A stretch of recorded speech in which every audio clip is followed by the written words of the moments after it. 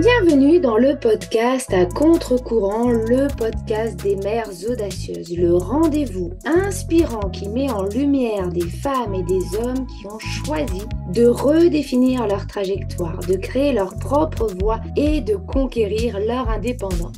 Je suis votre hôte, Nathalie Grimaud-Morvillet, et je suis honorée de vous accompagner dans ce voyage extraordinaire. Après plus de 15 ans en tant que salariée dans le domaine du marketing digital et après 4 discriminations à la maternité, j'ai décidé de prendre mon indépendance pour mieux profiter de mes enfants sans renoncer à ma carrière professionnelle. Avec la tribu digitale, j'aide désormais les parents à en faire de même. Dans ce podcast, à chaque épisode, nous vous présenterons des histoires captivantes de mères audacieuses, de pères engagés, mais surtout de parents déterminés qui ont trouvé le courage de se réinventer pour mieux concilier leur vie personnelle et professionnelle. Qu'il s'agisse de maman, de papa ou de famille, notre podcast est un espace où chacun peut trouver une source d'inspiration, de conseils et de perspectives pour embrasser un avenir empreint de flexibilité, d'épanouissement et de conciliation, ainsi que de succès. Si vous êtes à la recherche de nouvelles manières de penser et ou de travailler, ou encore d'astuces, c'est le podcast qu'il vous faut. Prenez dès à présent votre boisson préférée et c'est parti! Retrouvons-nous dans le nouvel épisode du jour.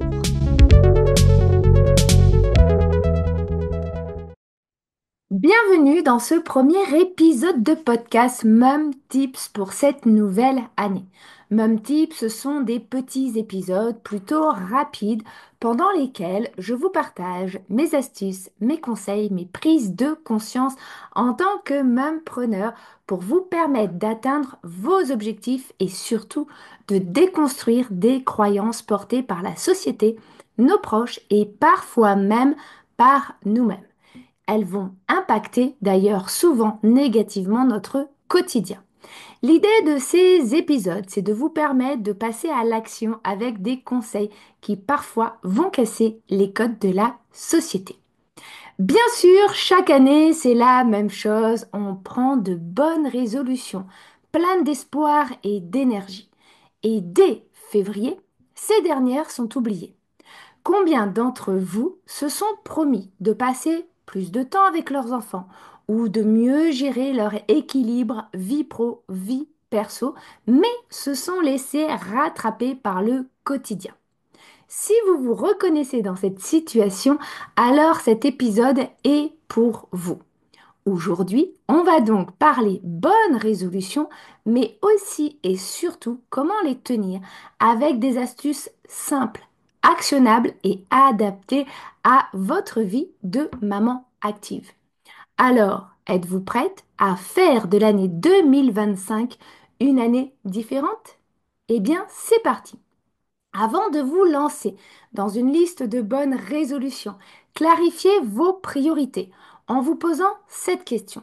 Qu'est-ce qui compte vraiment pour moi en 2025? Prenez un moment pour réfléchir à vos valeurs, à vos envies. Est-ce que vous souhaitez passer plus de temps avec vos enfants?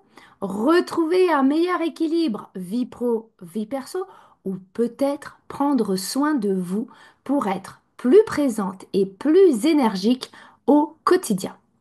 Notez deux voire trois priorités principales. Moins, c'est mieux.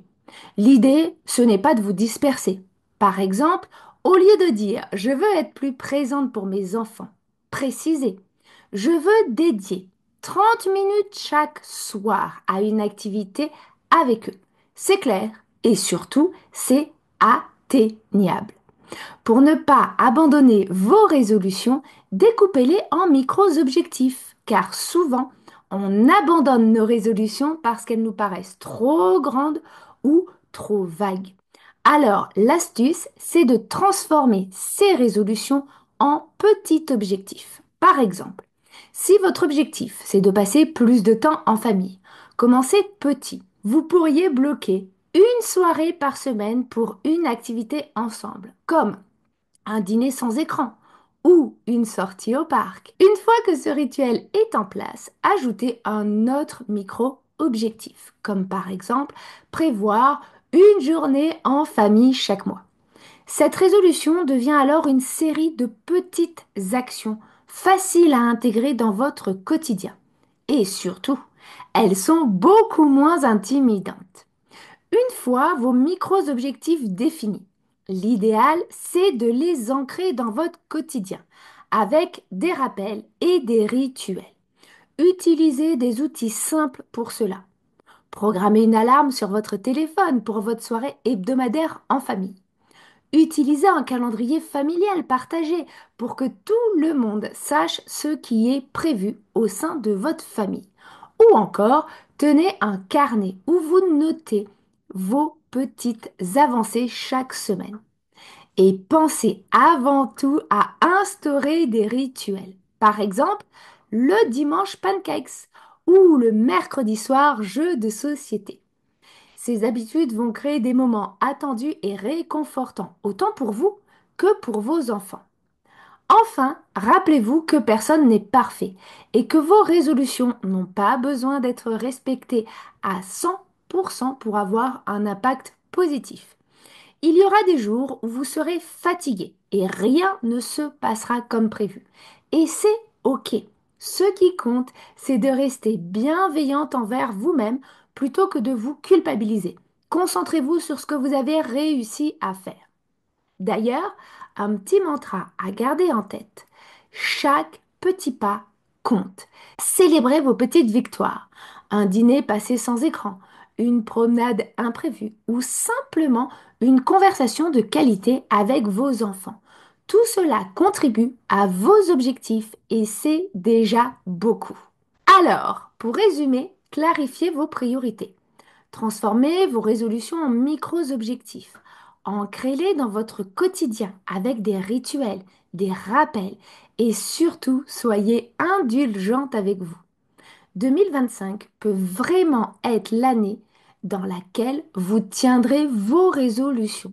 Pas en essayant d'être parfaite, mais en vous concentrant sur ce qui est important pour vous et pour votre famille. Enfin, souvenez-vous que chaque petite action compte.